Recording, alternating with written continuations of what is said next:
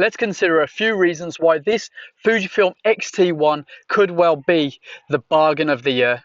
And while we're at it, have a little think about, do we really need the latest and greatest? On the second-hand market, you can get this for around £400, even less maybe. And to be frank, you know what? For the majority of still shooters, this is perfectly capable. Sometimes it's just GAS, G-A-S, gear acquisition syndrome, that has us looking to the next models and models and models. And yeah, I shoot professionally with the T2 now, and I shot for a long time with the T1. And the difference is there, yeah, for sure. And for me, the T2 gives me that extra speed that I need, that extra resolution just in case I need to cut in.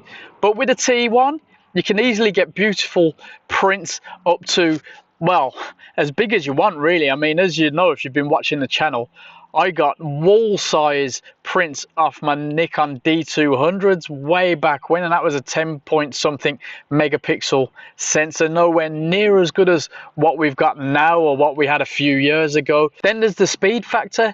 Do you need the autofocus speed of the T2 or the T3? Well, maybe you do, and I get that. I think that's something that held people back when the T1 came out, and then the T2 brought some people over. And that, you know, that really did help Fujifilm start to get a foot in the pro and semi-pro world. As we know, Fujifilm tend to stick to what's working and not mess about too much. We'll have a close-up look, but you'll see on this one it's been Sugru to death by the owner, not mine, because they felt they needed some more feel on the buttons, and that was a common problem, especially, you know, if you look at Fuji X forums and stuff like that. A lot of users did that. I mean, that's how a lot of us came to hear about Sugru, to be honest. As with the newer models, it's got the beautiful dials on the top. It's very easy to use, and there was nothing about the T1 physically that kind of put me off. Everything I needed was there. Yeah, they improved on certain things with some small modifications, but for me, that was actually fine. It's a treat, and I could happily work with this layout, this feel, right down to today. Let's have a close-up look at this thing then and see what else we can sort of draw into the conversation, and then I want to hear from you guys below. One real bugbear for pros that were looking to switch to Fujifilm, that kept them away maybe until the T2 and now the T3, was the single card slot. For many pros, that's a no-no.